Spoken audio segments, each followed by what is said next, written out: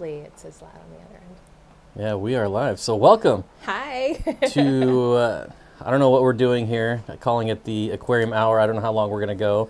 It's been a while since you've been here, so welcome back. Thank you. And I figure I'll just have a quick chat with you before we address them, because we haven't caught up. I mean, we send memes and stuff back and forth to each other every day. I know, but we really don't talk as much lately as we used to. I think because we've both been in full-on project mode and go mode. We finally have some nice weather here in the Pacific Northwest. So I definitely have been all over the board with the outdoor projects. I know you've been building a little bit, but I actually haven't looked around, so I'm excited to kind of catch up after the stream and get to peek at the fish room a bit more and the ponds. I also forgot to close the door, so we might get some outside interference here, but that's all right. And I haven't even been to your fish room in months. I know. And it's totally different. You sent me a picture the other day, and I can't wait to get back and film it. I'm kind of purposely putting him off. He keeps asking me, and like we could definitely film an update, but there's a few things that I just want to kind of have finished, and also I've started a few new projects, so I want to finish those too. A couple things that I had mentioned in the first tour from last fall. Was it last fall we did that? Yeah 50,000 views too. That's crazy. At least. That's so weird. But yeah, so some projects I talked about maybe I hadn't started yet, or had just started, some new fish that I got. So I wanted to really kind of get to a good solid place to do another update. So we're really close. Which reminds me, before you leave, we got to take a look at the LED graveyard. Yeah. Because I know you're doing all stingrays, right? Yes. I've got lots of stingrays out there. Yeah, I'm super excited. He messaged me a couple weeks ago and was like, "What sizes do you need?" I'm like, that's a deep rabbit hole we could go down. But just the basics, like this is where I'm at. I've been slowly purchasing like per paycheck, like kind of like one at a time or two at a time sometimes, depending on what the budget is. And I've decided to kind of, at least for the tanks that, like the main tanks. I'm still going to have some other ones, but for those main tanks on the rack, I'm going to go with the stingrays, and I'm going to follow the method that Dean taught us. I think you showed in one of your videos. We have a video of it too, yeah. Yeah. Basically he spliced them all together onto like a I'm terrible with the lingo, with like a connector basically to run them all on a dimmer switch. So that's the goal I'm working towards, and I at least want to have the basics of that in place so that we have proper lighting for the tanks and no glare. Have to get it a little bit more automated.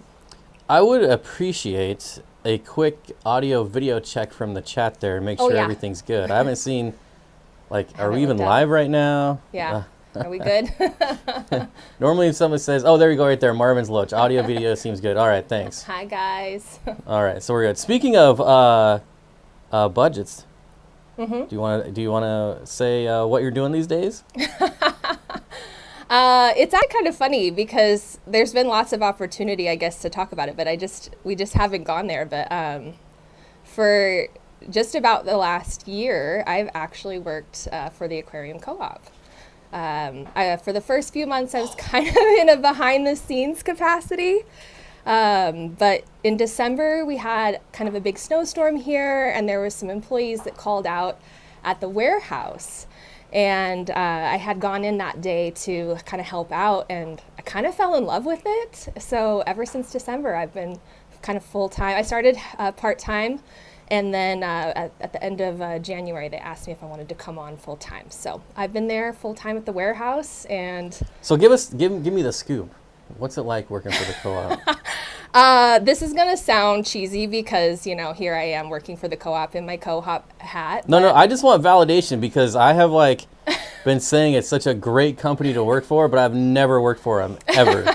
I can honestly say, in my experience and with a lot of people that I work with in my immediate, I love working for the co-op. I absolutely love what I do there. It's a whole new ball, field for me. I haven't worked in a warehouse before, but it's really was exactly kind of what I needed when I needed it. And I love everybody that I work with there. Robert is actually my boss, and he's right there in the trenches with us. I don't know if they mentioned that, but he got promoted a while back, and now Brandon's running the store, and Robert is kind of overseeing both. And It's just been an amazing experience. I'm really enjoying it. So, what's the discount like?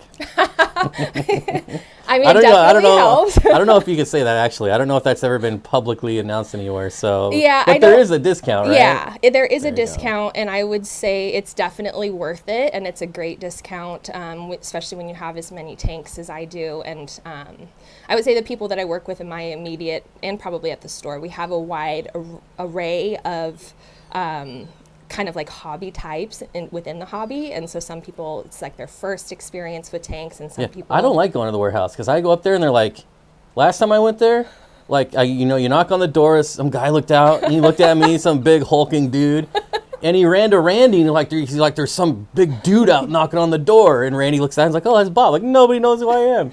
It's kind of like that, actually. I'm kind of a big deal, people. One of my coworkers yesterday, I guess Corey's wife had stopped by the warehouse, and she'd never met her before. Oh. And she had opened the door and just like kind of like, oh, great, walked in, and she's like, oh, hi. Get out. Yeah, it's totally involved, but we are our kind of own little bubble there. And since we are the warehouse, it's not, open to the public in that way.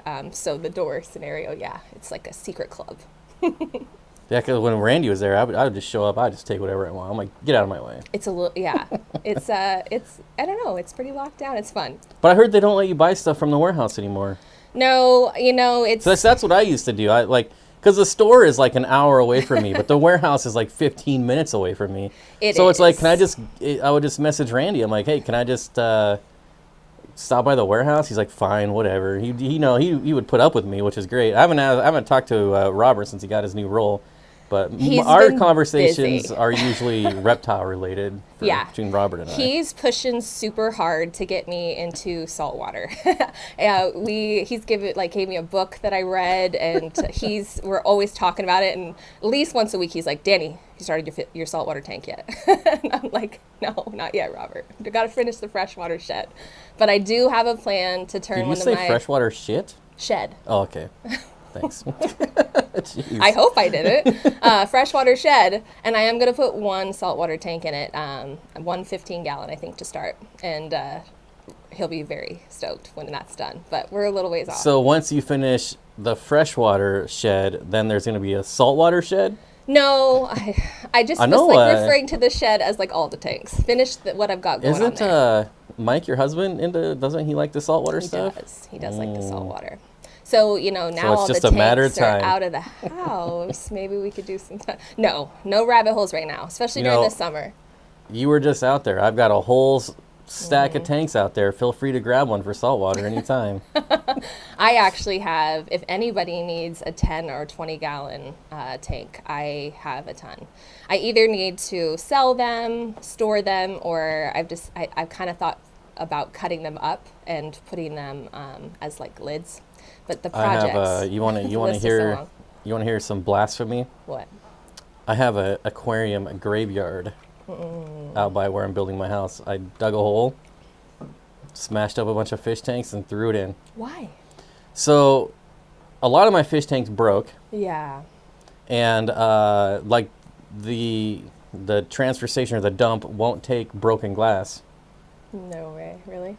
Like, you can sneak in like a 10-gallon, like a broken 10-gallon, like, whatever, oops. But, I mean, I had like probably 20 broken tanks. So if you really had the time and you were like truly homesteading it, and there's actually some companies that do it now, we have a sand shortage. So there's companies now that will take glass and they'll turn it back into sand to help in the areas where the sand has been depleted. We went to the transfer station, because there's tons of the recycle companies around the transfer station. Yeah. And nothing. Like, a lot of them shut down for COVID and never came back. Like the place that takes aluminum cans, gone. Yeah, I noticed that. Yeah, our normal recycle transfer station, it's there's certain things we can't take there. But you could also turn it back into sand for your tanks, maybe. That would be interesting. That'd be super like homesteader fish. I'm gonna dig it up in like a year and see what it's like. Interesting. You're composting glass. Exactly. Well, I hope Mother Earth is okay with a little bit of a back scratch over here. Well, it was kind of a divot anyway, so you're filling it up. Exactly. I've been doing that with kind of like the brush. I've been in Summer is hard, and I think it's common across a lot of fish keepers, is like if you have other hobbies, other animals, gardens, like I am in like full project mode from the moment I wake up to the moment I go to bed. Like I am just go go go go go, and I have been weeding and hauling arbor chips, and like I have so many cuts from blackberry bushes. It's just been nonstop, but I've been using some of that to help fill in the land, because eventually someday I'll be able to bring my horses home. That's kind of what I've been doing, because I've been clearing my land, but I've got like it's like blackberry bushes, mulberry, it's all of them, plus trees.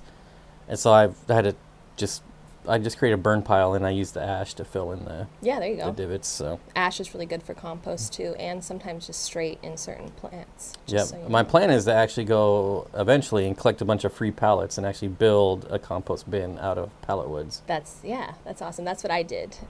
One thing I wish I would have done is lined the bottom.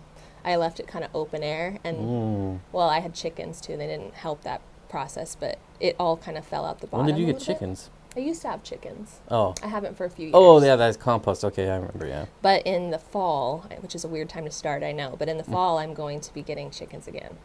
So highly recommend it. I'm doing quail. Yeah, I noticed. I saw your stories, and I was super jealous. But my sister lives with us, and she has a pig, and the pig actually lives in our chicken coop. So the pig's going to be... and it's an awesome pig, by the way. Yeah, he's pretty sweet. A little loud. He loves to eat, and he loves to scream at you for food. So now that we're outside a lot, he loves to scream at us from afar. So quick subject change, because I wanted to mention this at the beginning of the show, so I forgot. But we do plan on doing this weekly, semi-weekly, basically. Yeah. As time allows it. I'm going to be rearranging actually this whole room, so we don't have to huddle together and like bump knees all day. It's already much more my vibe, so I'm happy as it is. Yeah, I don't think there's any plants last time you were here. We're like engrossed in these plants. Well, there's definitely was some plants, I think, the last time. Yours is up there, by the way. Oh, I'm excited. He got me a Micans. I've wanted one of those for so long, so.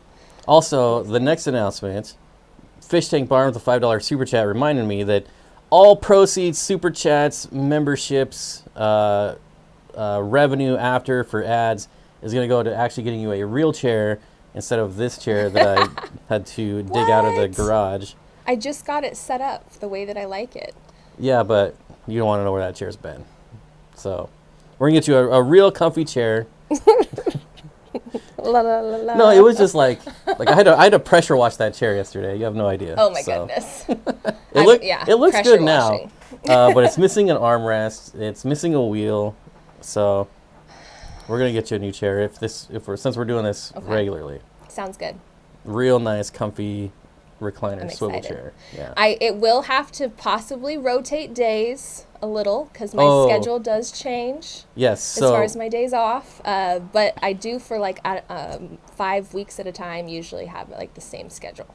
Which I actually think is better to be rotating. Yeah. So that way, we do it one day this month, next month we do it on Tuesdays or whatever. Yeah. And it'll give more opportunity for other new people to come to the stream and hang out and. Yeah.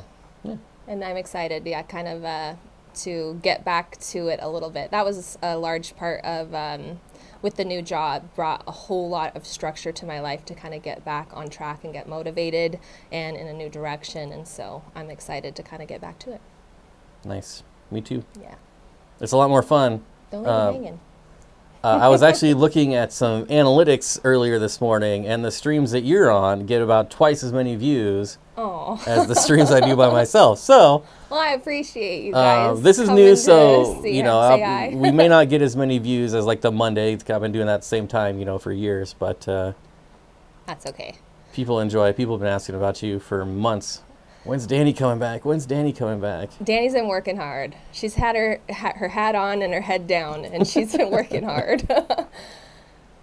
So yeah, that's kind of the I think the premise of the show is we're just gonna like pick a topic, have a conversation for the first part of the show, and then address chat for any questions, just for people to know future reference. So this is the first one of like this new concept.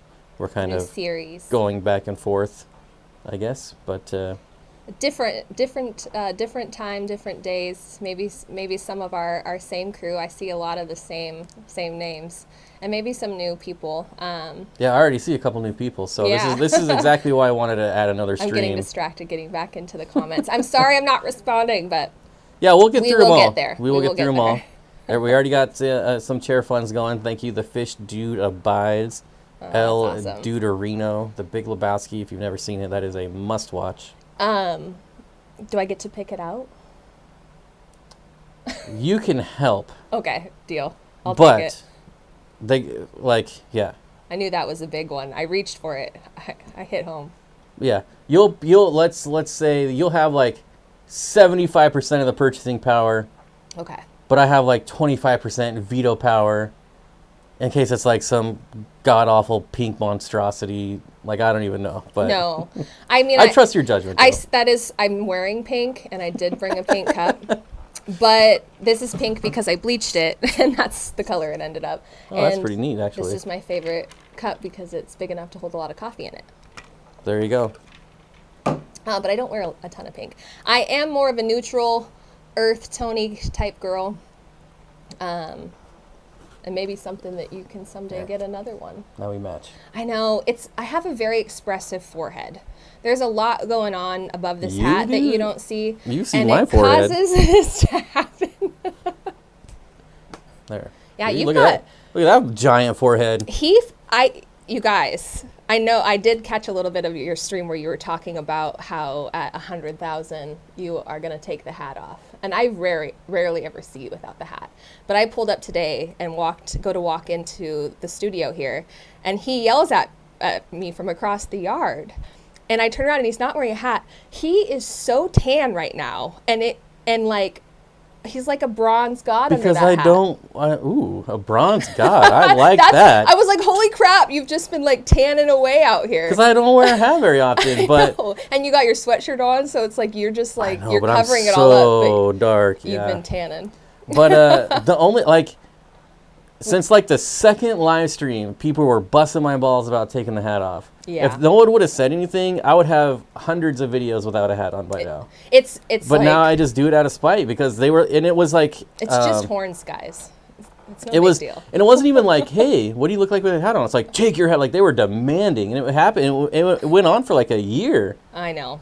And then now out of spite, you're like, I'm not going to do it until 100,000. Yeah. That's why I don't make videos anymore, so I never hit 100,000. Well, hopefully it's during the summertime because you get a nice tan on that thing, and wow. It's way different than when it's pasty white, I tell you. Yeah, we won't talk about my legs right now. And so I want to talk about a joke really quick. Okay. Katie upgraded her membership to buy Bob a toilet. Oh. So my toilet for my new house is $1,000, and I sent Corey a message, and I was just complaining about how expensive this stupid toilet is, right? And he's like, "Oh, you should make a tier on your membership of buy Bob a toilet." So I did it totally as a joke. I've never talked about it. So if people are wondering, that's the story behind the Bob buy a toilet membership tier. That's just hilarious. It's it was an inside joke between Corey and I, so there you go. Well, I do appreciate that because I was like, well, what if I have to go to the bathroom? And I was like, I'm a farm girl, so I'm not opposed to going out there behind the thing. But he didn't even have a toilet I could use in his last house. It was broken. So I've been popping a squat at Bob's house for probably far too comfortably long. The problem is the homeowner died, and I wasn't going to pay to fix it. Totally understand. Like, I know I'm getting kicked out eventually, so I'm not going to fix it. I got really trained, though, to, go before I left, and I can hold it a lot of times. There you go. But usually if we're, doing water, when I was working with the water, that's game off. Once you start working with water, I'm like, yeah. So thank you, Katie. I really appreciate it. UPS, you're living the dream. Thank you so much. Katie. And QC for the $5 giraffe fund. He says, screw your chair. He wants me to get my giraffe. You're going to get a giraffe? So there's a pair of baby giraffes for sale for $30,000. And every once in a while, people help pitch in so I can get my giraffes for my homestead. Because I got really high trees out there. They need to be pruned.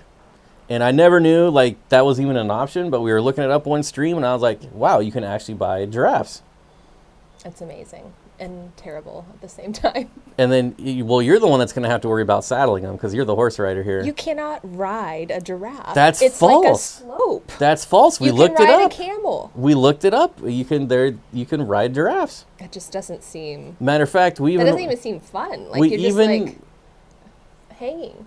Well, I mean, if those guys with those stupid motorcycles can do this with their handlebars, like. Oh well. But we looked it up, and there was actually a guy that jumped the fence and jumped on a giraffe at a zoo. There's a video of it. It's pretty funny. Oh, my gosh. And Lily, with the Lily Blomqvist, I think. Hi. I don't know that I've ever said your name out loud. I hope Charity. That's right. So it just says Charity. Love it. Thank you. And, yeah, there's the toilet emoji. That's part of the joke, too. So. Are you doing a regular style toilet or like a composting It's toilet? a composting toilet, which is why it's so expensive. That's what I figured. Which...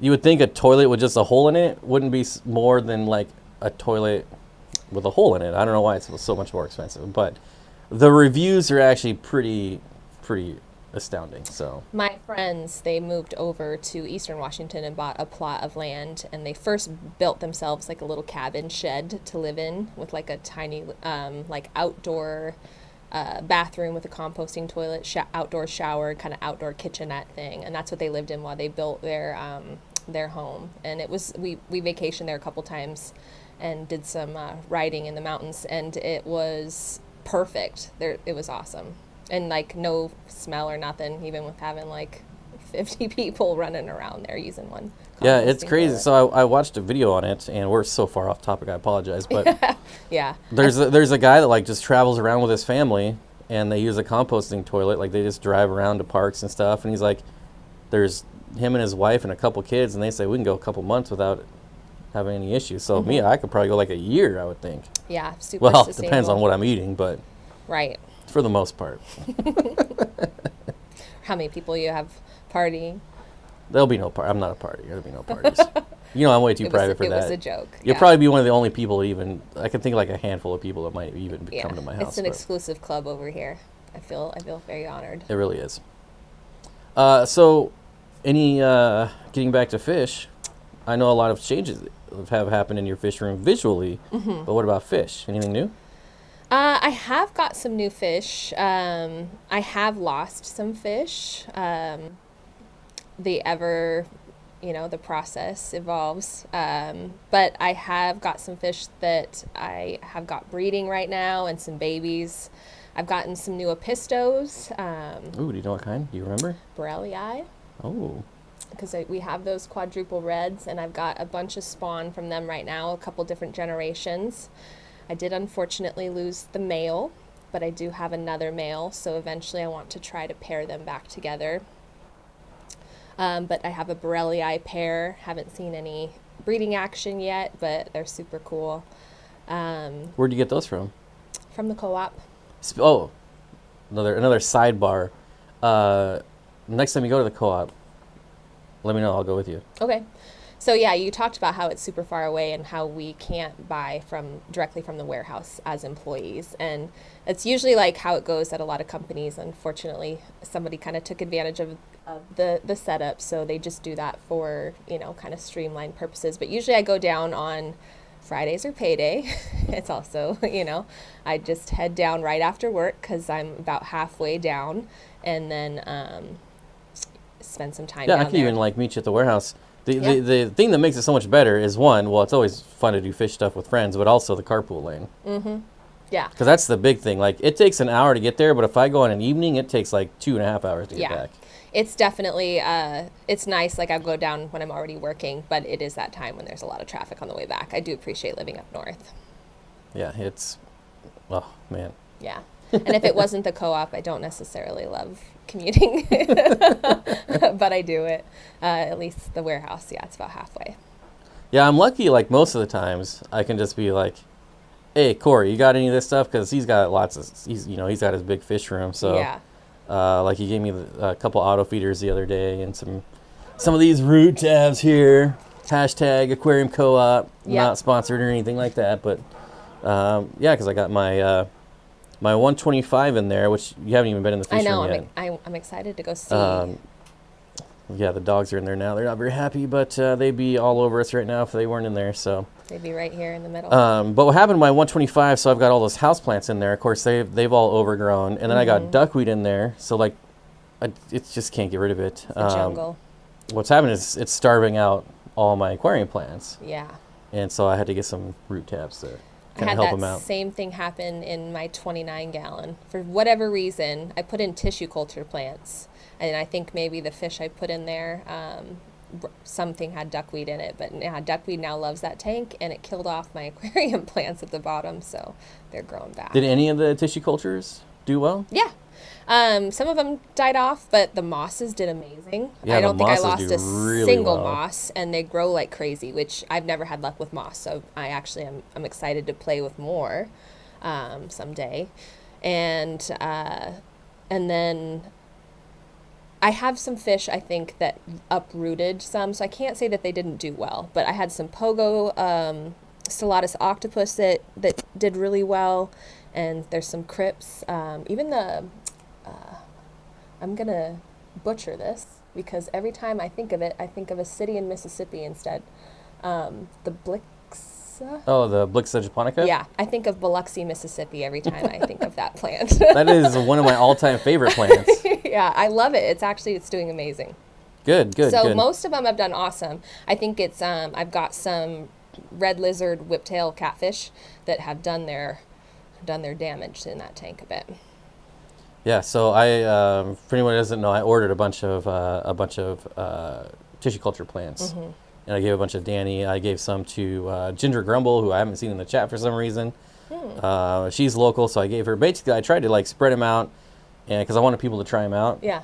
And there was some that didn't do well, but for the most part, like the mosses. Some of the mosses I didn't plant for like 5 months, and they were just in that cup, still doing well. I will say the only ones I really lost, I did wait too long probably to plant some of them, and I only lost a couple, and it was because I waited way too long. So they did amazing in those little cups for a really long time, and then once I planted them, they took off really, really well, super hardy.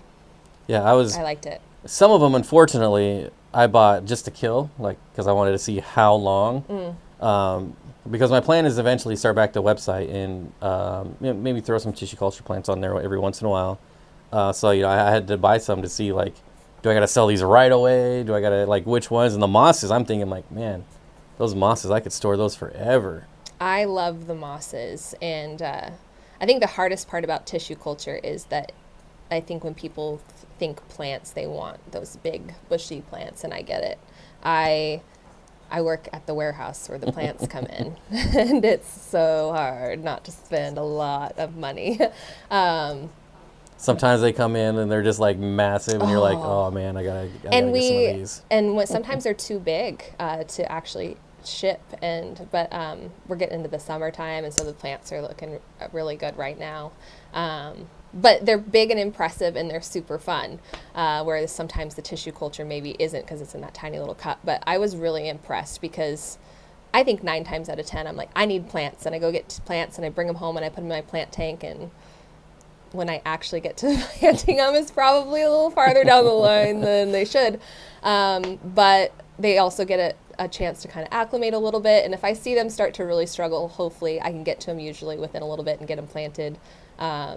But the tissue culture was like super hardy, so that really fits in with my care style, I guess. Yeah, and Liquid Zoo says just hashtag I love shrimp. That's going to be another thing I plan on having on the website. Oh yeah. Is shrimp. Now it's not going to be a retail. When I relaunch the website, it's not going to be a retail website. It's going to be a hobby website. So it's going to be, think more like Lucas Brett style, like. Sure, they're on his website, but he doesn't have any right now, and he has them like once a year. Like whenever he gets enough of them, he sells them. That's basically all I'm going to be doing, like just more hobby-related stuff. That's ultimately like what I would want to do. I've been talking with another friend of mine who's really into houseplants, and we've kind of decided to start propagating our plants and really kind of getting into maybe having some plants to sell or share, and yeah, just more in a hobbyist way. Which we could even add those on, like. Yeah, that'd be fun. I've been trying to, like, I've bought a bunch of plants on Etsy just to see how they're packaged. And it's actually not terribly difficult.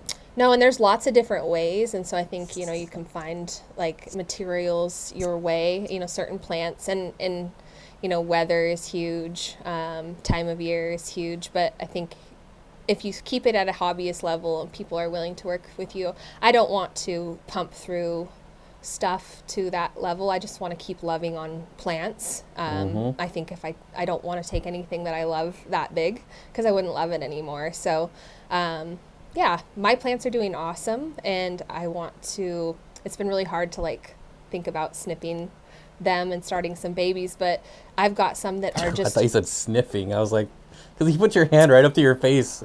That's like sniffing. What? Sniffing, sorry. Snipping. But I've got some plants that are literally growing up to the rafters now, growing across like multiple tanks, and so I think I can start to prune some back. No.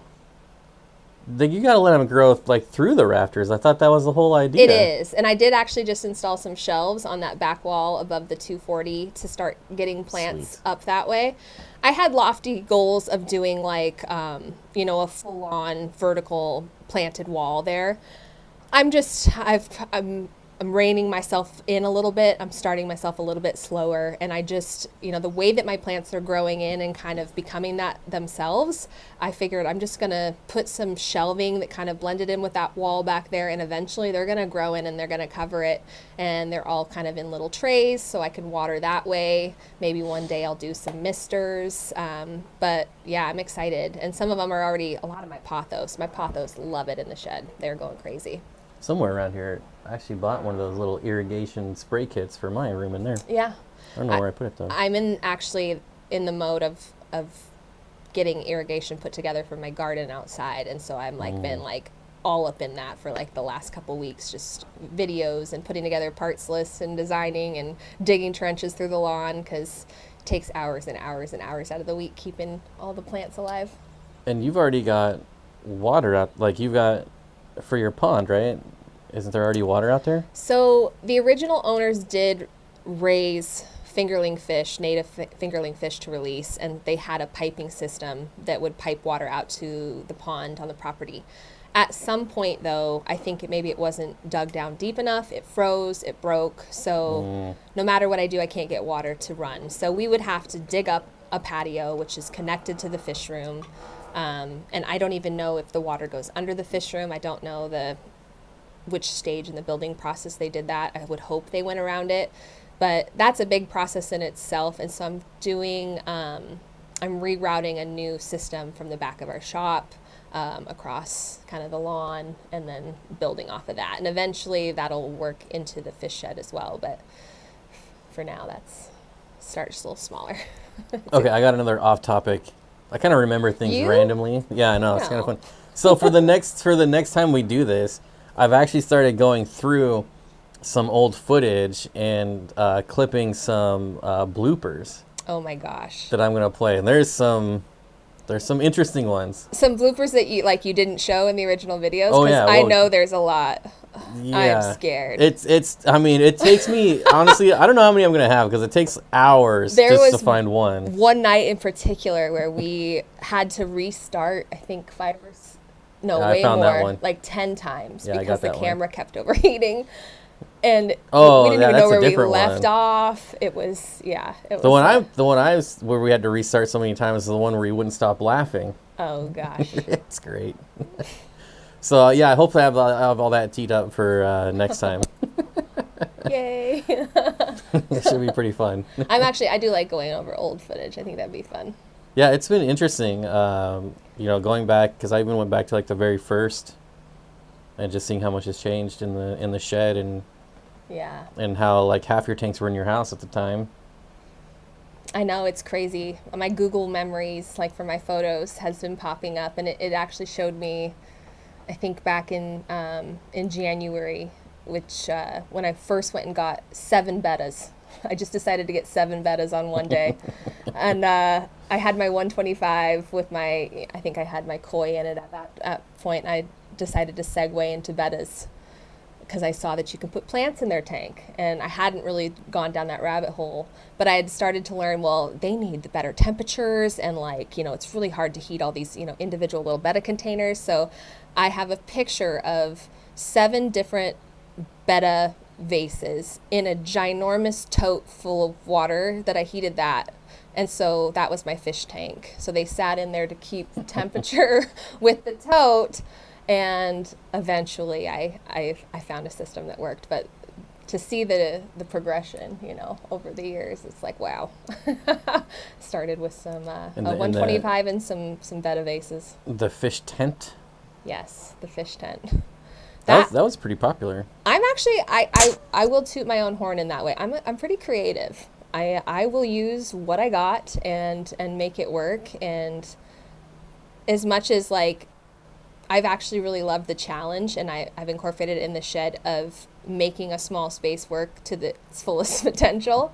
It's why I've had to start going upwards with the plants. But it also challenges me in terms of keeping my fish gear, all the accessories that come with that shed organized and minimized, and there's not a lot of space for it. So I've had to get really creative, and a lot of my dollar store days still come back into effect for that. A lot of people still watch that video too. There's so many things. I could have done like 5 of those. He wouldn't let me rattle off 50 different things I got from the dollar store. I don't want to edit that long, but I'm glad to do like 5 different videos of 10 things. But yeah, we could do that. I love the dollar store. I still have got things at the Goodwill, and especially now as it's evolved, and I'm not afraid if a system, like an organizational system, doesn't work, to like find something else. But I always go for what I got first. And so I needed a fish room. I needed all my fish more contained, and I was realizing if I started getting any broken tanks, there was going to be a lot of water in my house. So the fish tent was a matter of necessity, a matter of like keeping the hobby going, but not like terrorizing my family with it. So I find that balance helps best if you want a lot of tanks. The hard part about doing those Goodwill dollar store videos is that they always play the stupid background music. Yeah, they play music. And I went through and I was like, it's quiet. Hopefully it doesn't pick it up. But like as soon as I upload it, it's like copyright strike. I'm like, God. And I had to redo the whole thing. And yeah, and it's hard also like in terms like because it's playing behind any talking piece, so you can't really like talk about it. So that's why in one of them, in one of the videos, like we brought everything back. Yeah. And we actually didn't film in the store because we learned our lesson. But yeah.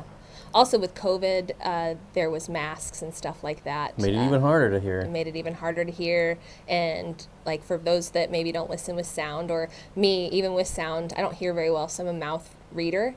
So I think that's hard for people. So yeah, it made it a little bit challenging to really make those videos. Like I always have grand visions of like, oh, I want to show this and I want to find that. And that's life. That's how it goes, just across the board, I think, at least for me.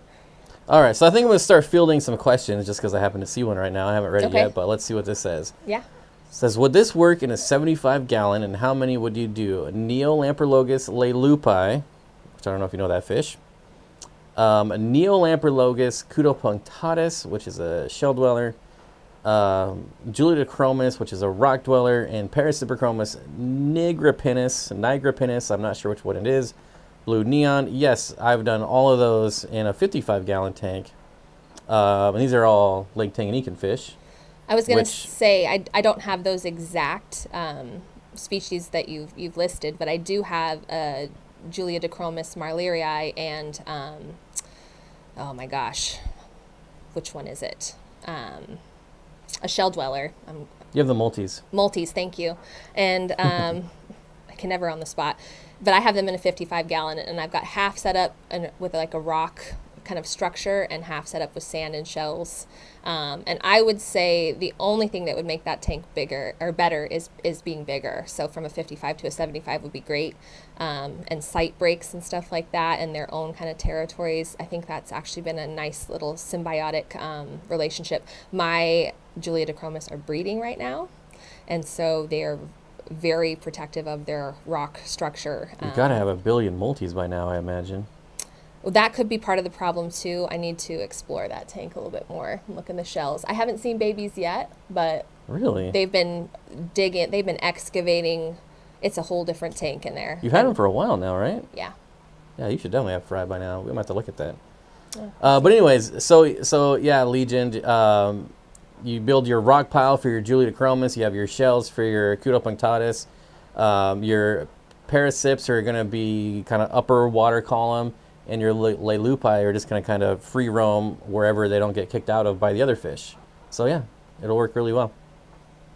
I had almost that exact same setup, except I just had Cyprichromis in a 75. Yeah, I looked around because I started to realize I wanted to get a Julidochromis tank going, but I can't ever seem to stick to just one species in a tank. So I wanted something that would pair with it. And I think, yeah, if you can do it just right, and the bigger the better, especially. I think you definitely need some Cyprichromis in that tank, though. See, and like, something in the water column. I am so new into and like Robert wants me to get into salt water, but I'm so new into like the South or the African cichlids. African cichlids, yeah. I just, and then Lake Tanganyika is like completely separate from the other ones, so I can't. But one of my coworkers is really into the African cichlids, and he's got a bunch of different types. So maybe go down that road here eventually. All right, and Abanash has asked us a few times, and it's to you. It says, I saw your Insta story. There's lots of fiddlehead fern. Have you ever eaten them? I haven't, but funny that you mentioned that. I actually did just read some or watch some videos on how to harvest some of the stuff that's in our area, that fern being one of them. So I don't even know what that is. It's just a type of fern, a native fern. Do I have any myself? I think you might, actually. Don't let me know. I have no. I could probably name like 3 out of the 100 plants I have. That's the same thing with me. And we've got so many native plants in our area that I was just kind of curious. As we're clearing our property, we're trying to not like clear it. So I'm wanting to preserve certain areas, certain types of plants that are maybe going. So I'm trying to learn that, and just with the way the world goes, build up the homestead skills. I'm all about that homesteading right now. Yeah. I'm a homebody, so that's kind of my jam. It's really hard to pull me out. Have my quail and my goats and my giraffes. It's going to be awesome. Quail, your goats and your giraffes. Nice. So Window Licker, which is one of my favorite names. What? Window Licker. Window Licker number 5. That's so apparently there's a whole group of them. Okay. Says, I have hair algae in my 75. Can I feed it to my cichlids in my 90, or will it spread in there? It will, if the conditions are right in the 90, it will absolutely spread, and it'll become a nightmare in that tank. And I don't know what kind of cichlids you have, but offhand, I can't think of any cichlid that would eat it. African cichlids would pick at it if it's on a rock, but they're not going to hunt it down and look for it to eat. They'll just kind of sift through it. But I would not want to spread that in any of my other tanks if I were you. The only thing I've had luck with eating hair algae is shrimp. Flagfish do a pretty good job too. I guess I haven't really put them in a tank that's had it, but yeah. Yeah, yours were outside. But there's no algae in my flagfish tank. Davo says, Dani, what did your whiptail cats do to the plants? I was just about to get some from Dan's Fish, which I forgot to put the link in the chat. You answer that. I'm going to put that link in the chat. I think it was more so like maybe I didn't, because they were tissue culture and there's not, a lot of root structure. I've just got them in more of like a fluval substrate, I think, maybe with a little bit of Eco-Complete, but a kind of a loose, light substrate, but they weren't super in there. And my whiptail catfish were never as out and as showy and easy to see until I put those plants in there, and they loved them. They loved the pogos so much.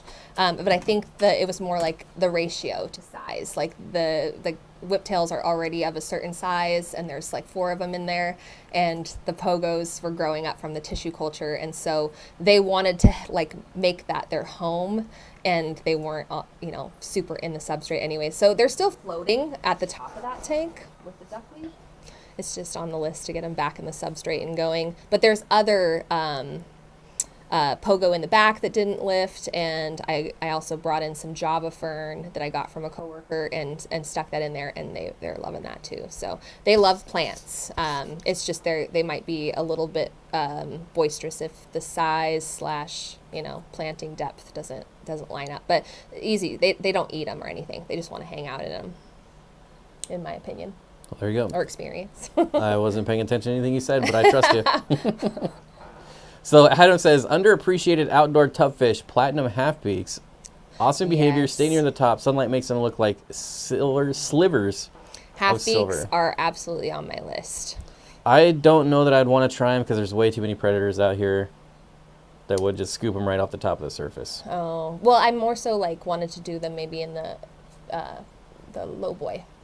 Yeah, ooh, that would be a sweet tank for them. Mm-hmm. Maybe we'll pick some up at the co-op when we go. Mm-hmm. Yeah, I would love to do those outside, but I think they would just get, there's so many things. I mean, the reason I was out there. For one. Yeah, raccoons. I've got birds everywhere. Yeah. I know that they're out there. I didn't personally experience any, noticeable fish loss or carcasses on the ground or any of that, having my fish outside.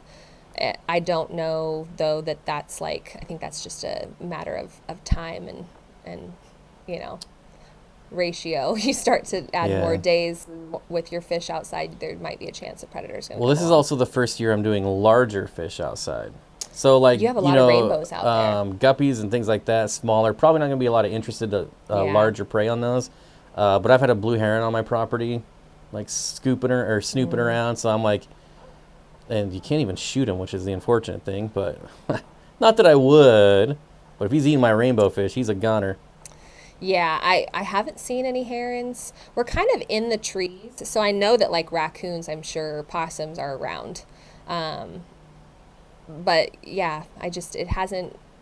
They're there, though. And it's a game of chance, I also have those stupid, I don't know, what are they called? Those stupid ferret-looking things that swim around. Man, what are they called? That swim around? Oh, I know what you're... Like marmots or something? Marmot, yeah, something like that. It's not a beaver. Something I wish I had was a beaver. So maybe you could dam up around my property so it stops flooding. I don't know. You're welcome, Dave. Brian says, Bob and Dani, any advice on starting a Sulawesi shrimp tank? Are they as finicky as Cardinas, Caradinas? So I've never done them. Yeah, I was I'm curious about that. I'm pretty sure you've never done them. But I do know Alex, Secret History and Living in Your Aquarium, has really good luck with him. So he's going to be the one to ask. From what I know of them, I would not find them. I would actually think they're easier. They seem to be super hardy from just the people I've talked to. Yeah, so far I've done the Neos, and Neos do well for me.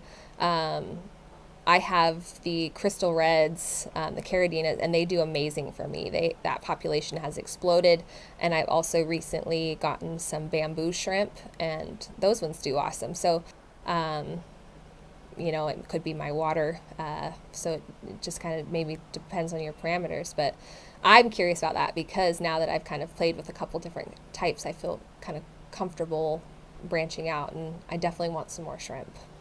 Well, and I know when I used to go to the Seattle Aquarium Society auctions and stuff, you could buy a bag of 50 Sulawesi for $20. They were dirt cheap, and if they were hard to keep or breed, they wouldn't be dirt cheap. That's a budget I can get behind. Yeah, I mean, just monstrous bags of them. I see Legion Aquatics do rainbows breed well in outdoor ponds.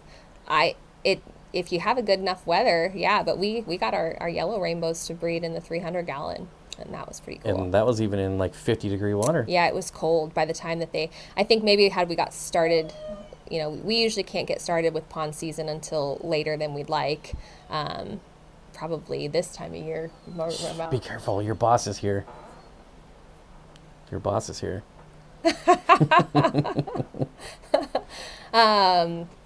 Take back everything bad you said about the co-op. Quick. Gosh. Put me on the spot. Now what we were talking about? We were talking about shrimp. Rainbows. Rainbows.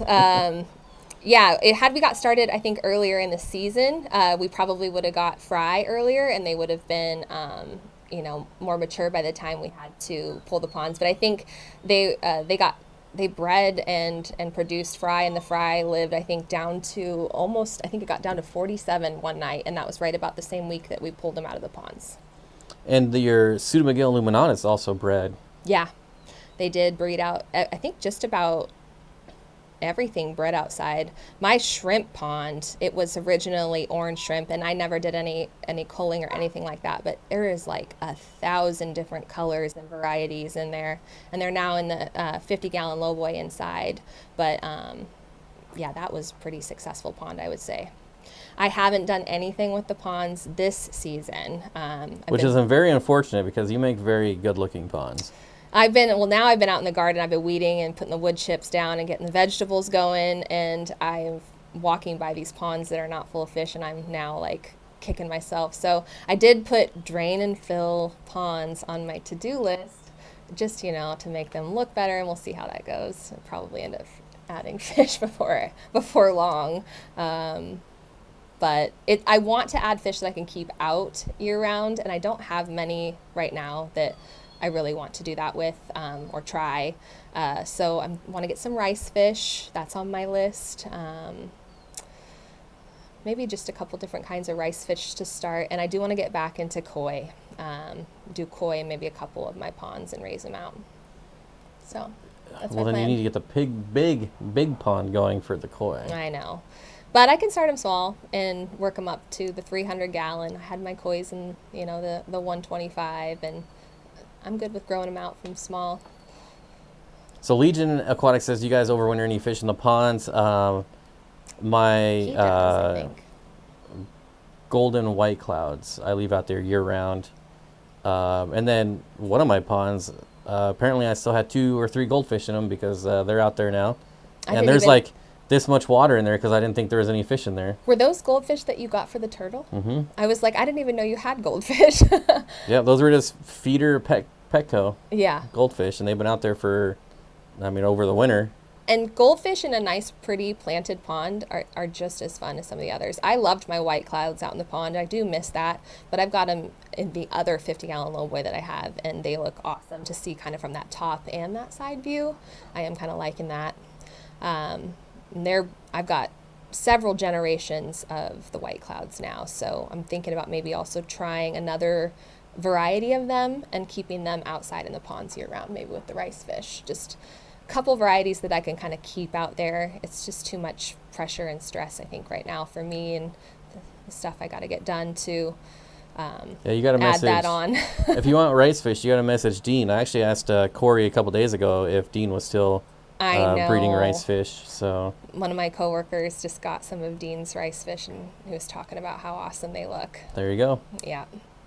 The list of the things I want are wide. And it's not like you ever need an excuse to want to go to Dean's house. No. I just loved that experience. That was another thing that popped up on Did my we Google. go once or twice? I think it was just once, but you filmed a couple different segments or videos from that.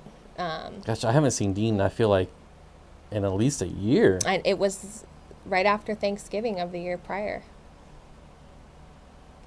Yeah, wow, I haven't seen Dean in a long time. Yeah.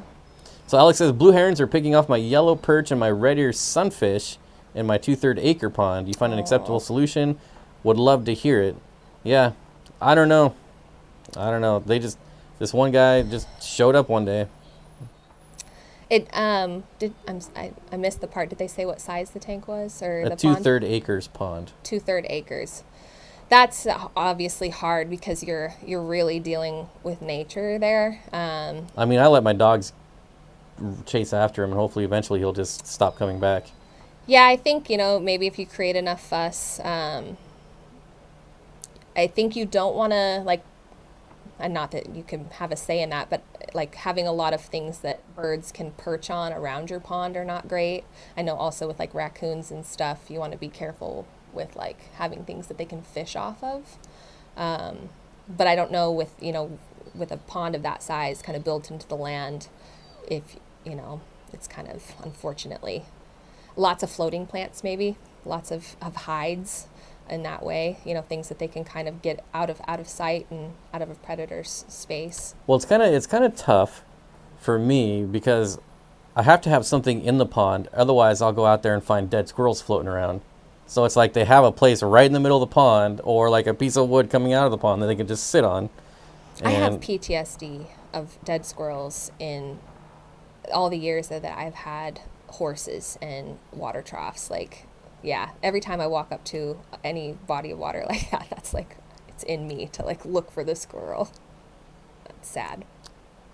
Kara C says, my dwarf neon rainbows have only been outside for a few weeks. Oh, that's actually what I think I asked Corey about, if Dean was still breeding those rainbows, because I want to get a bunch for one of my tubs outside. Oh, dwarf neons? Yeah. I think they would look sweet in a pond. Is he still breeding them?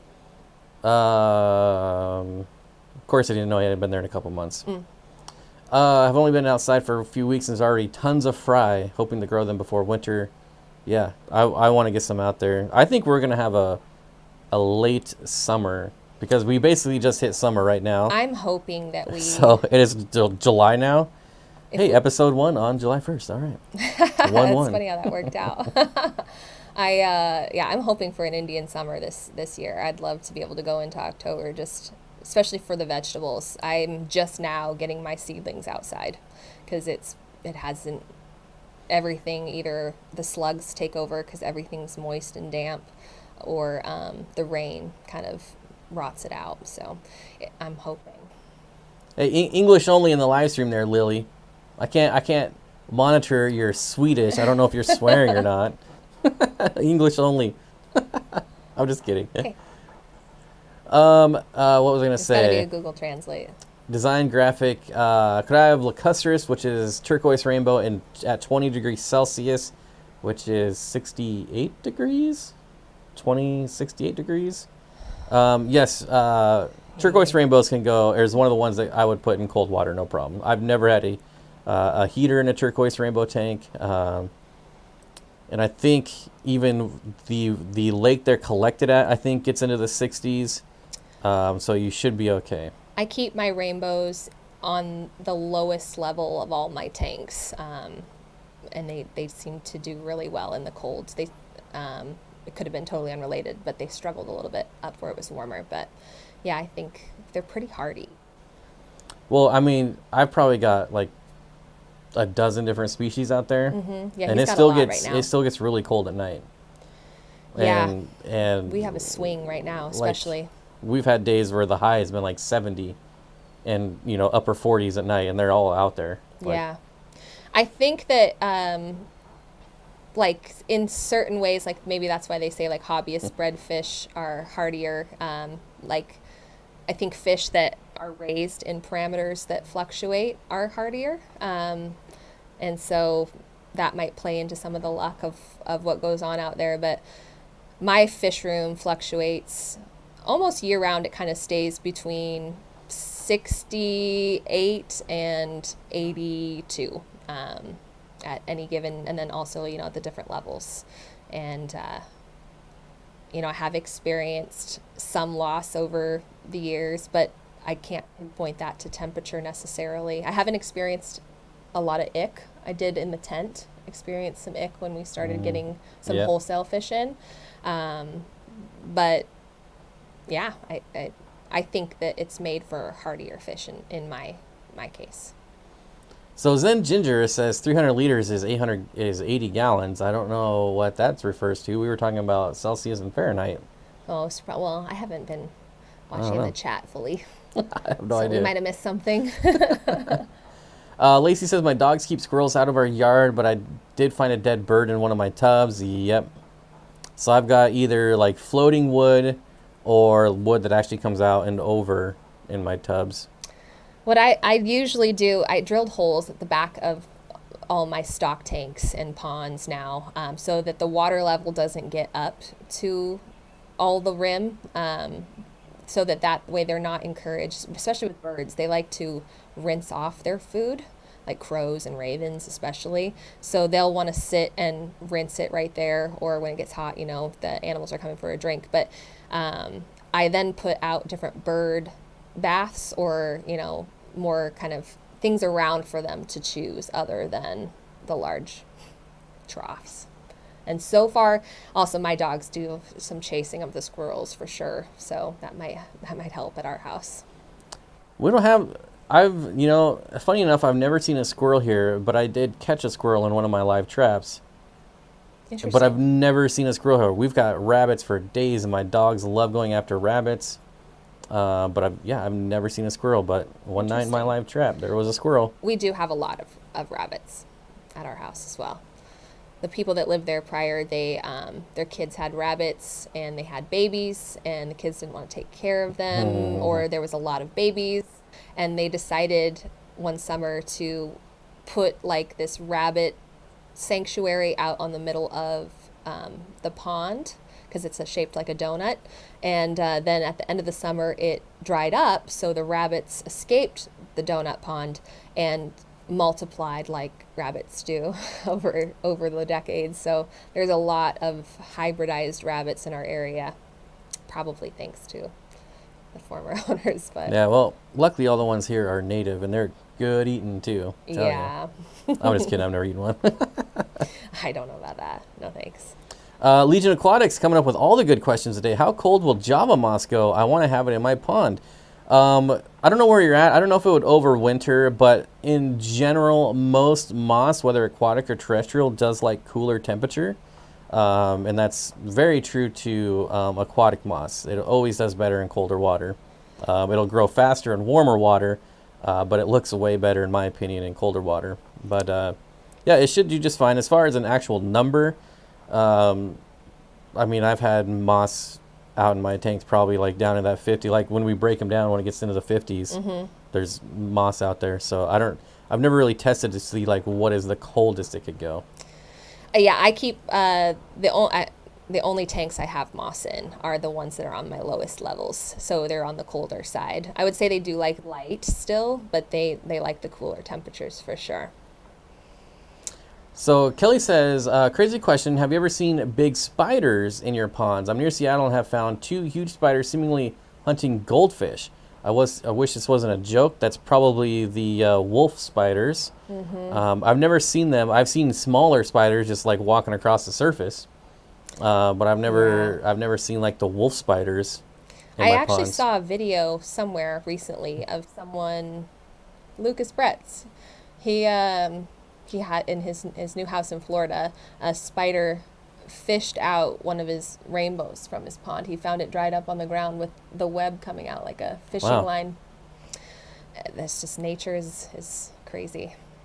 I not with fish, but in my fish room I put a cocoon full of aphids, praying mantis, to release in the garden, and I started in the fish room and put it up in one of my plants. I thought it was a nice cozy little environment, and a spider also thought it was a great idea and set up shop right outside. And so as they started to hatch, I was devastated. I found them all and I was like, oh my gosh.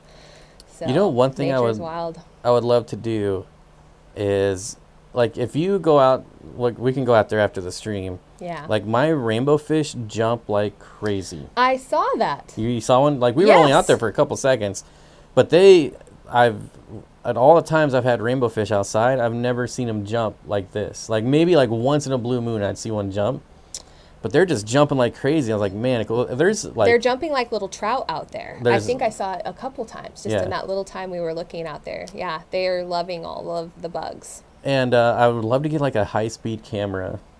It's probably why, that'd be cool. Yeah, that would get some insane. I'd have to talk to Jimmy about how to shoot something like that. That's probably why they say a lot of the times with rainbows to keep a lid on the tank. They're just more prone to jump for opportunity. I think, the chance that there's some food up there. Silver Creek says that a wolf spider tried to get in my mouth while I was sleeping many, many years ago. So, yeah, what is it? There's, yuck. I don't know how many, like, hundreds of spiders we eat a year in our sleep, they estimate. But they crawl in because it's warm, and then we eat them. I don't like to think about it. I don't think it's hundreds, but it was surprisingly a lot larger than I thought it was. I vote for a Swedish stream where Bob and Dani only speak Swedish and everyone has to chat. Oh man, I'm gonna have to take some. Yeah, you'll have to teach me some more Swedish, Lily. Yeah, you're gonna have to start teaching me Swedish, Lily. No, I could. I actually thought about getting trying out one of the Rosetta Stones. I took several years of French back in the day, but comment allez-vous? Yeah. Il y a un singe. Yeah. There was an orangutan. I didn't retain a lot because I had a really tough time with my French teacher. So yeah. I heard they're jerks. I've never had a poor relationship with a teacher ever. And for whatever reason, that it made it just, I couldn't even focus in his class. They say the French are rude. I don't know. I've never been there. It was something else. But yeah, I'd like to go kind of see if I could do it on my own. So I was thinking the Rosetta Stone or something like that. When I was a freshman, I went to a school with thousands of kids in there, and it was a requirement to take a foreign language to graduate. Yeah. And the list was like, I mean, anything you wanted to take, you could take. And I'm like, Japanese, German, French, like anything. And I was like, man, so I had to do it next year, right? But then, of course, I moved to a school where my class had like 80 people in it, and like Spanish was the only option. Mm-hmm.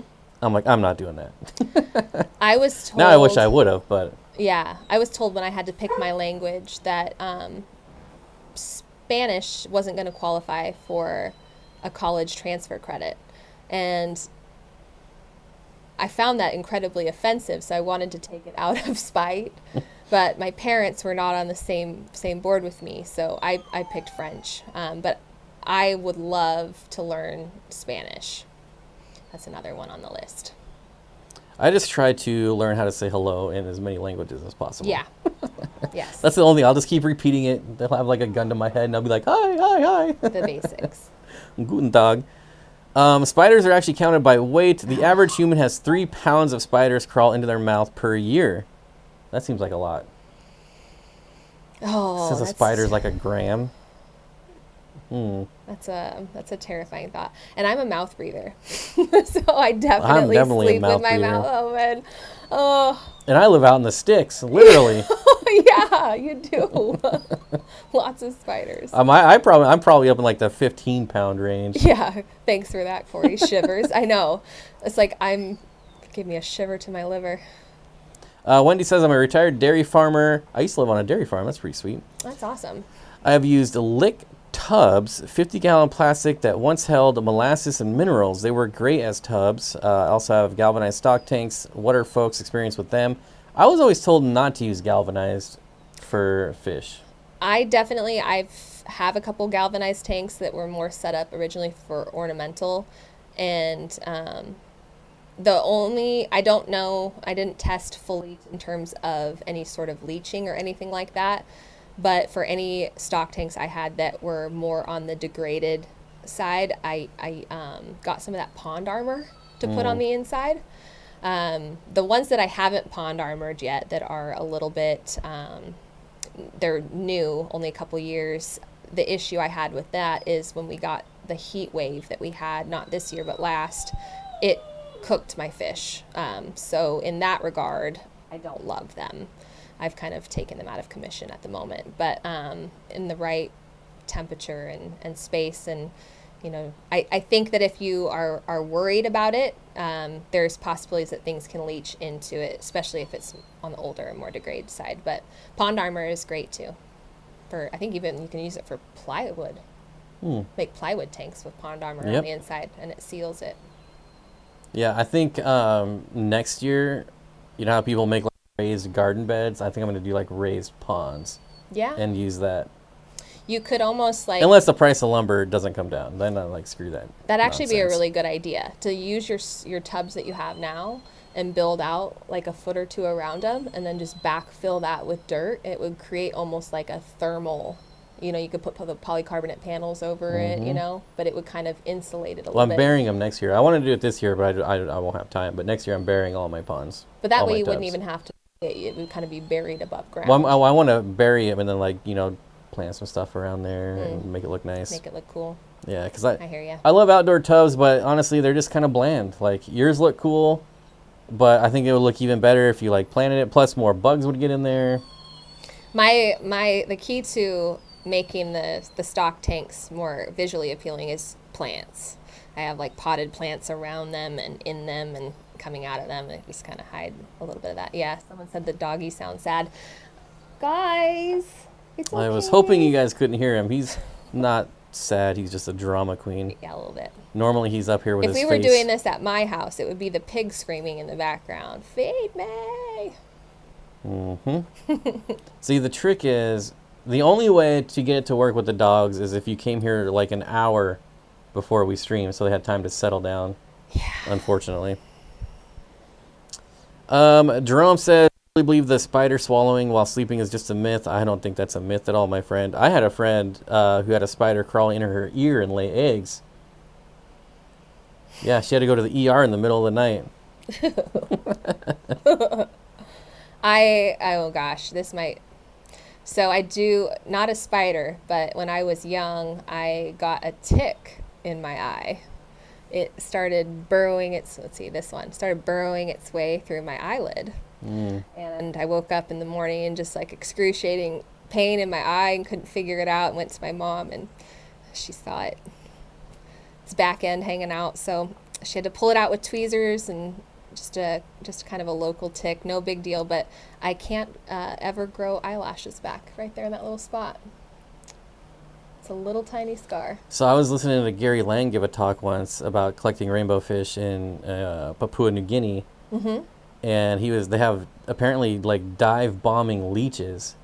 They climb up on like branches and leaves, and they'll dive bomb on you. Aquatic leeches? I don't know, just leeches. Is there actually anything besides an aquatic? I don't think so. Like, why is it? It's climbing trees? No, it gets worse.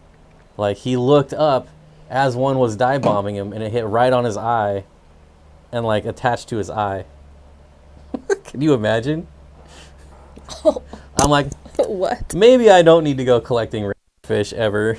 Not to mention, you probably get kidnapped for ransom in New Guinea, but dive bombing leeches? No thanks. Have at it, Gary. More for you. Oh, yeah. Yeah. Okay. Anyways, aren't these pretty? I'm super impressed with his plants. I haven't been here in a while, and so some of them are doing freaking awesome. Once you go in the other room, you won't be impressed. It's been, since we've had the heat wave, I have to water every single day, and I haven't been doing a very good job of that. On Tuesday, I installed the shelves in my fish room and did a kind of a deep clean in there, and repotted a lot of my plants because I was finding I was having to water a lot. So it might be time to take some of them, upgrade them into their next size, and that'll help with how often you have to water. I probably do need new soil in some of them. Yeah. Especially like if you're fertilizing and now it's the worst. We'll also have like lots of airflow in there. Yeah. So it's just drying everything out like super fast in addition to the heat. Yeah. Extra. So that's why there's actually less plants here than ever. That's why I don't have any plants on this shelf anymore. Because in here, at least in the fish room, it's humid. In here, it's just dry. Dry. So that's like these, I definitely have to do every day. Yeah. Even with, like, my fish room usually sits between, like, 60 to 75% humidity.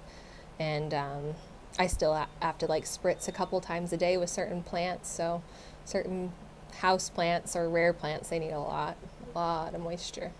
But not too much, or they'll die. Oh, yeah, and I do have one I have to give to you because I'm killing it.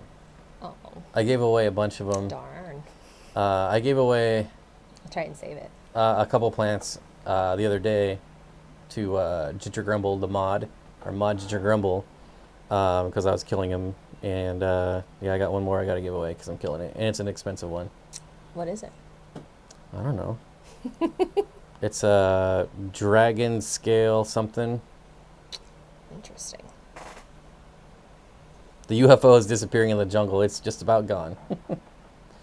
I saw here, Legion Aquatics says, Bob, it's Jacob Hill, the one who hates parking sonite rainbows. By the way, I just switched my name.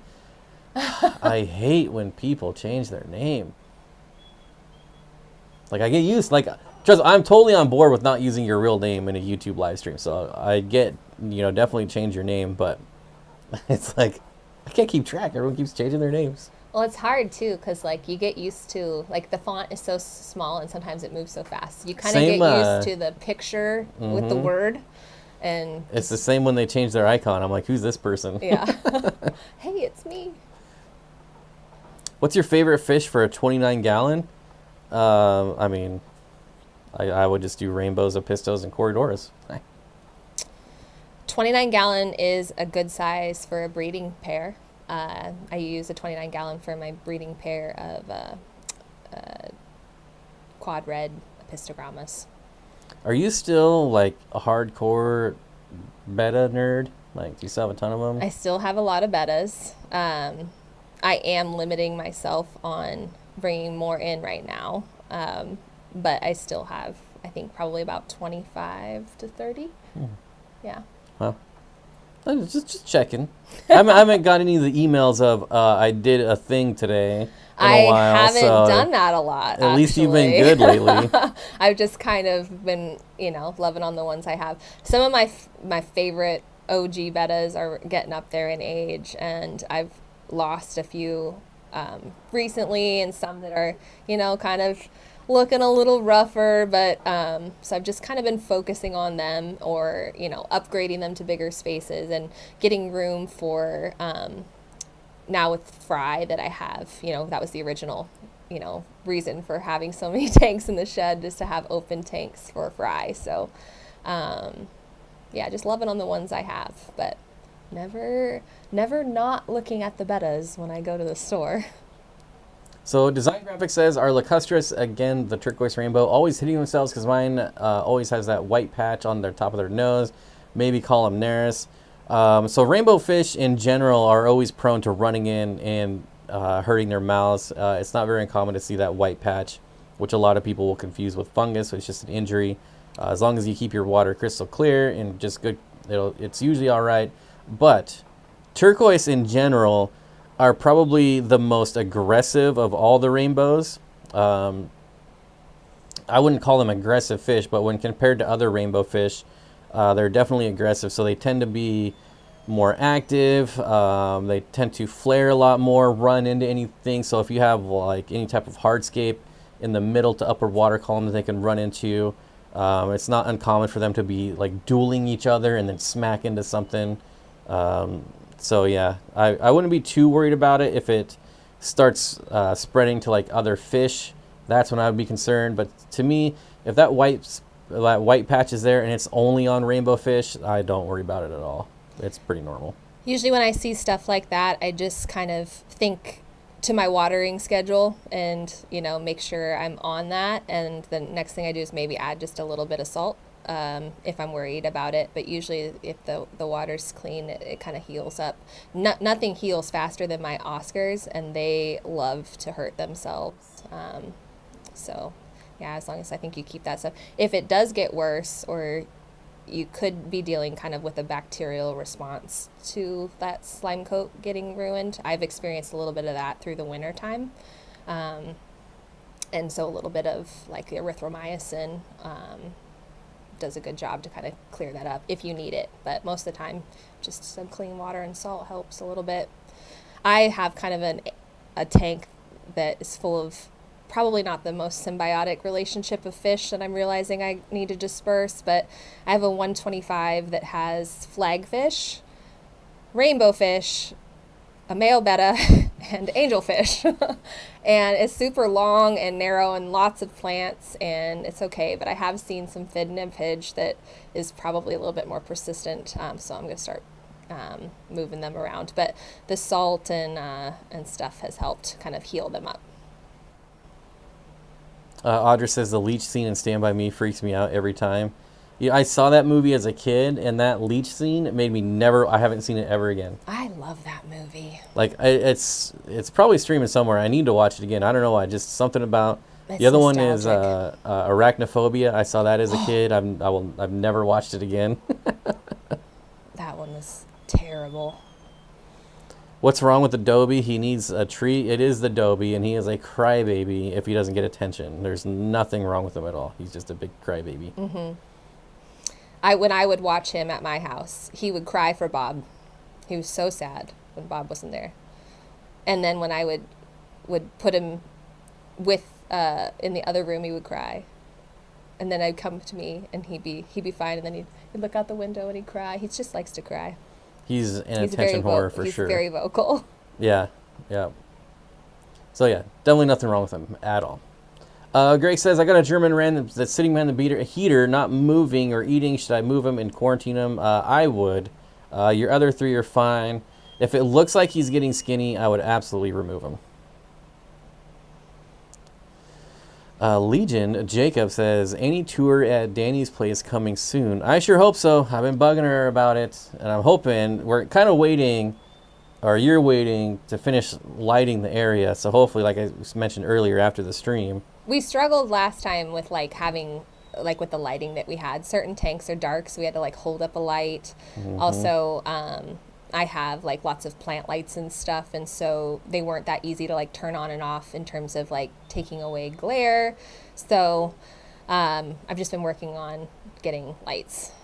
And today was payday, so actually I'm going to buy another light. Maybe you won't need to. Oh yeah, I got to look at Bob's pile of lights. Yep, I've got like 2 piles of lights. Some stingrays, but I'd even like, just to get it all lit up and on an easier system would be nice. When I go in there, I have to turn on and off like 15 different things around the room, and it'd be so nice to get that a little bit more streamlined. I'm down to 5 fish tanks, and even just that's crazy. They're all manual, and even that's like every day I gotta turn 5 on and off. The room itself is all on timers. Yeah. But the individual tank lights are not. So I have a ton of those little Wi-Fi timers. It's just a matter of my Wi-Fi signal doesn't reach out to the fish shed, which is why I haven't really been able to do any streams at my house. But someday I'm going to run some line and a splitter. Just the list of some days and things that I need to buy for those some days is long. So the splitter, the new router, the line is on the list, and then I will be able to get all the timers. So a couple weeks away. Sweet. There you go. Couple weeks. And then we got to make it look pretty. Yeah. Which, I mean, it already looks pretty good. So I cleaned it on Tuesday. It actually looks pretty good. I should say I cleaned everything else because I needed to do water changes, and I was like, I can't even move in here. I had taken all the plants off the tank, off the 240, and a couple other tanks, and they were all on the ground, and I was just like, I was stuck in the jungle. So I needed to get my space decluttered so I could think about cleaning the tanks and getting the water system finished. What is smarter, a rainbow fish or a sack of rocks? Well, I will say that rainbow fish are at least smarter than crickets. I would. By far the dumbest animal in the world. Not even a close second. I had put some crickets in for the gecko, and I just like opened the container, and like I came back and there was still like 5 of them, like after like 4 days, that just never left the little thing. It's like well, that's good because they would go. Your egg carton. What crickets do, you let them out, they go straight to the water and drown. Well, we don't. I just do a lot of misting for the water. Oh, so you don't have a water bowl in there? Yeah. Well, I do, but it's got rocks in it, so it can't really drown. Well, maybe. I don't know. I put moss in my water bowls so they don't drown. Yeah, that's a good idea. So stupid, though. I did it kind of like a bee waterer with just little pebbles in it in case she wants to climb across it. Zenny says they always seem to be running into things and hurting themselves or dying. So what I'm hearing is rainbows aren't the sharpest knives in the drawer. They're just super excitable when they run into things. They're active. They're very active. Like the ones out in his pond, it's sunny today, they're just like going nuts. And I think with that type of activity, sometimes you can forget that you can't fly or there might be a wall there. Just keep a lot of plants on the ends. I do want to give a shout out to CJ Black. Thank you for hanging out. Good luck for the rest of your day at work, and have a good weekend, and catch you on the replay. Bye, Thanks. CJ. We're in Stockholm, and the killifish thing. I might come down for one of these days, which is the best. Oh, they're talking amongst themselves. Oh. Never mind. I thought I saw. Oh yeah. How do you like keeping the flagfish, Dani? Kelly, I love the flagfish. They're definitely for what they are. And that sounds weird, but let me explain. The first round had a flagfish I got from the wholesaler, and they didn't do very well. And so I think like they were struggling maybe with some internal parasites or something, because they wouldn't eat, and they didn't do well. So I waited a while, but I got this batch from the co-op, and they're not like all over the tank. They're still shy, and they really do hang out in that bottom level of your tank. But that's great then. Like, so I've got a lot of aggressive fish in my tank, but it's a 125. It's a decent depth. Those flagfish kind of hang out at the bottom. And then, the angelfish and the rainbows are dispersed with different activity levels throughout kind of the top of the tank. So if you're looking for that balanced, bottom, mid, and top dwelling fish, I think they're great. These ones are super healthy. Their colors stand out really good. There's a couple really chunky ones in there. There's no algae in that tank. They do nip at some plants. And like I said, they are, surprisingly, for as shy as they are, they do nip some fins for sure. Like, before I ever had the angelfish in there, my rainbows were getting it a little bit from the flagfish. So they can hold their own in the bottom level of the tank. Okay, so I'm going to answer this one question, and then we'll open the floodgates with the dogs, because that's getting kind of annoying. So Zen said, so then should people just keep rainbows in bigger tanks? This is why I always suggest 4-foot tanks for rainbow fish. People always say, well, what about a 36 breeder? What about a 29? Sure, for much smaller species, but it's 4 feet is night and day difference when it comes to rainbows. Even with like a Praecox or the red neon rainbow, when I had those in year 240, just their behavior in a larger tank is night and day difference. So that's what I was gonna say. The behavior thing is huge. I started my rainbows out in bigger tanks in my 125, so that was easy to see their experience. But I got some rainbows in from Dan's Fish, and I had put them in my 20-gallon. It's a 20-gallon long, but still only the 30 inches, and it was a night and day behavior difference. So now those same rainbows are in that 125, which is considerably bigger, but also very long. And they're active, they're colored up, they're running around, they're not afraid. So the environment I attributed to be a huge part of their behavior change. Like I've kept neon red rainbows in 20 longs, and they go from like just sitting in one spot, putting them in a 4-foot tank, to just all over the place. It's crazy different. Yeah, I think that's honestly what happens. It's like once they get room to run around, they just get running around, and they kind of forget about things to be afraid of, and that's when they hurt themselves and they cause a ruckus, but they just get going, loving life with all that room to roam. All right, we'll take a quick time out here.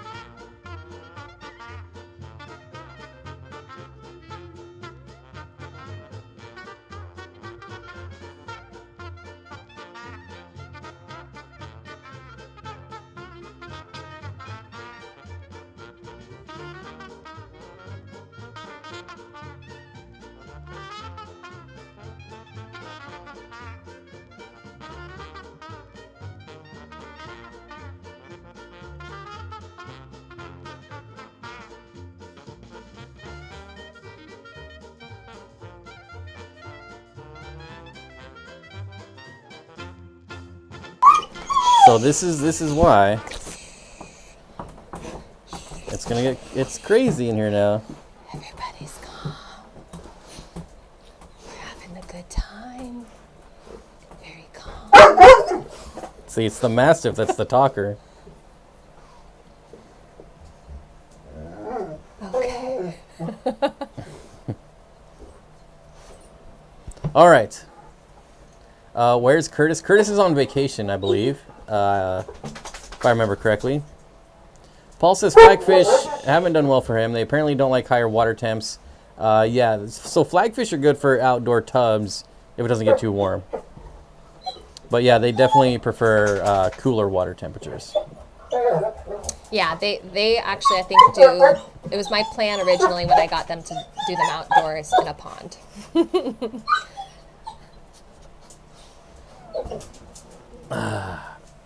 That's the Mastiff now. It's is funny. crying. The one that was whining before is so content at our feet right now, and the Mastiff's going nuts. Hey, guys. You can show off your kung fu skills. Hey. All right. No. Wayne says, I keep neon dwarfs in a 3-foot, 55-gallon. Great fun to watch. Yeah, that's interesting. My goodness. I told you it's going to open the floodgates. I've never seen a 3-foot, 55-gallon. Must be a 55 tall, maybe? We hear you. Yeah. And you wonder why we didn't have the dogs in here. It's very rare to have a stream without the dogs' sounds from somewhere. Legion Aquatics says, Happy Canada Day, eh? All right, I didn't know. Happy Canada Day. I love Canada. I blame Canada. Why? That's not the Dobie making the noise. That's the Mastiff. Yeah, that's Braxton. The Mastiff is the talker. And I'm like petting him, scratching him, giving him all the love in the world, and he's barking at the other one. He just wants to play. He wants to show off He his is kung fu by skills. far, he's the largest and the most active. Yeah. Which is kind of weird. Now he's calming down a little. Guy. And the Dobie's got his head between my knees, getting his ears rubbed. I didn't know that about flagfish because I was told they can go into the mid 80s in Texas. I wouldn't keep them long term, right? Definitely not going to do well long term. Yeah. Simple plant questions. Hard water, low tech, cooler temps. How will crypts do? Hey, buddy. Crypts will do just fine. You'll have no problems at all. They like the heat, at least the sun for sure. I was so sorry about that. I don't know what you're sorry about, but there's no need to be sorry. I'm new to rainbows. I got my first 4 lacustris. Thank you so much. I love that you're using the scientific name, though. I do like that. I appreciate it. You're freaking out. Thanks for the answer. Yeah, I wouldn't be worried about it. The only time, like I said, you got to be worried about it, like if you haven't done a water change in like 2 months and it's just murky, there's no plants, then those wounds are going to become affected or infected. But as long as you have good water quality, it's not going to matter that much. It shouldn't be an issue. My dogs are going to be so jealous. I left them home to go play with other dogs. They're going to be so sad. How many dogs are at your place now? 5. So 5 dogs, 84 cats, a pig, fish, and horses. 2 horses or 3? 2.5. Oh yeah, you got one of them mini 2 horses. 1/4. I could do one of those quarter horses. Yeah, he's pretty fun. He's a good lawnmower. I need a goat for the sticker bushes though. Definitely would want to. Actually, he does eat sticker bushes. The bane of my existence. For some reason, he likes them. The horse? Mm-hmm. Interesting. Temperatures in the wild in Florida also fluctuate. That's true. That's very true. Yeah. In the wild in Florida, not in the wild of Florida, not in the domesticated areas of Florida, just in the wild areas of Florida. Deep in the wilds. I mean, yeah, they're gonna fluctuate in that environment for sure, and I think that you can. It's just all about what you know, if you have super cold temperatures, you're going to want to add maybe more insulation for your tank. You're going to want to dig your tank or your ponds down. You're going to want to maybe add a lid or, a 300, 500 watt heater. You know, you do different things to maybe make it warmer for them. And the same then goes if you're in a hotter climate, you would just want to add more shade, make sure it's not out in full sun. So it's not maybe reaching that extreme, but I think that also goes for most fish just in general, because that smaller volume of water outside in the elements is going to fluctuate a lot more. See how they're nice, getting nice? This is why you have to show up before the stream. I'm sorry. I brought the party. Is it possible to do outdoor ponds in Texas in the summer? Is it too hot? People do outdoor tubs in California, which I'm assuming gets just as hot. So I would think so. Maybe Zenny, I'm not sure. Actually, I don't know if Zenny does tubs. He has one bigger tub on his back patio area. Zenny? Or who are you talking about? Because Zenny's a she. I was thinking of Zenzo. Sorry. Oh. But I think you're going to definitely need shade is going to be your biggest concern there. Yeah, it would just kind of be on that same thing, on the hotter spectrum. Like I have some ponds that are directly in the shade, and so like I'll put my colder fish in there. I've got smaller ponds that are going to fluctuate, so I maybe put my fish that are a little bit hardier in there, and maybe my fish that are a little bit more sensitive I put in bigger ponds. So it's all just kind of like that, the ratio. You just want to find a way to keep it as balanced as possible. So in a shady spot, a bigger volume of water, lots of floating plants, stuff like that. Shade cloth even works. Like if you don't have that shade option, I think can help with that in different, disbursement. You definitely have to be aware of your environment for sure. So like also water volume. For instance, my big 300-gallon tubs, those are right out in the middle of the yard, so they get the most sun. Yep. Because it's going to take the most amount of, it's going to take more sun to heat them up, whereas my smaller ones are in shaded areas. Yep. So you have to be kind of strategic when you're laying things out like that. Rob says, do you get little flies in your fish Bless you. tanks? I do not. I do get springtails, but I do not get flies. You mean like the little gnats? Or With eyebrows. He's got a big head. With plants, house plants in the fish room, I definitely get a lot of gnats. And actually, that has caused a lot of my fish to start jumping for bugs and has been a little bit of a food source. That was fun. So do you know why dogs sneeze like that? Why? It's like it's like affection for them. It's when they sneeze a lot like that, it's to tell you that they're not here to harm you. Really? Yeah, it's like a playful thing. Interesting. My when my horses do that, it's out of alarm. Yeah. They snort really loud when they're alarmed by something. So do I. Yeah, well, with dogs, my husky shepherd did it too. Interesting. I never knew that. So yeah, when he's playing, he sneezes like that. When he wants to kill, he's definitely growling. Funny. He's a very vocal guy. I have 2 tubs but no fish in them, just plants for 2 years. I've been terrified to put fish in, so they're just mosquito habitats. All right, well, you should try. Why not? You could even get some mosquito fish. There you go. They're going to thrive. Especially, actually, let me add on that. Especially try some fish. If you've had those ponds going for 2 years and haven't done it, they're so prime for a healthy habitat. I mean, if they're, in good shape, but usually those long-standing seasoned tanks are so easy for transitioning in new fish. And especially if you haven't had any fish in it, you don't have to worry about cross-contamination or needing to quarantine. You just pick kind of some neutral weather for the week, as much as possible, and give it a shot. Yeah, with a hardy outdoor fish. But those ponds that have been going for a while would be primo for that. Better than a pond that has been set up for a short while. So I think we're about ready to wrap this up. But I did want to touch base on something you said at the beginning of the stream real quick before we go. Okay. And that was something about you saying that I look like a bronze Greek god or something like that. I just want to touch base on that again. You're going to get people all riled up.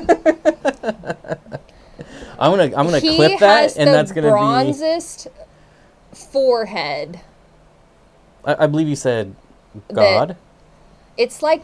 All I could see was your head god. off in the distance, and Hey, you're going the opposite way. When you talk about my ginormous forehead. I referred to you as the bronze god based off of the bronzeness. There was also some sheen, you know. It was you were shining in the light. It's reflective. Yeah. But anyways, I want to thank everyone who came out for this little trial here. Good to come back. There'll be lots of upgrades and things to come. Yeah. And I really appreciate the members and the super chats we got, and also the engagement is what I appreciate the most. It's always fun to go back and forth with not just you, but obviously everyone in chat. And the lurkers are just as important, so thanks to them as well. Yeah. Any last words for you? I'm usually a lurker, so I definitely can appreciate that. So is Corey. We even got him to say a couple comments. Yeah. So there you go. Hi, Corey. The boss man. I'm back to work in the morning. Don't be late. Yeah. So any last words for you? Thanks for coming to hang with us on a Friday, guys. I've missed getting to talk with you guys. And I'm excited to kind of show you what I've been doing and the progress that goes. Yeah, so expect maybe the next few weeks here an update video in the shed. Yeah. If you want to have specific comments for us or topics for us to talk about, leave them in the chat afterwards. Yeah, for sure. And we'll start, getting topics for some of these and not just willy-nilly, but... Yeah, we always, kind of have an idea of what we want to do, but not always necessarily what you guys all want to see. So if there's anything specific, any updates you want, let us know, and I'll try to highlight that while we do it. Otherwise, enjoy your weekend. Try not to blow off any fingers. And I haven't decided.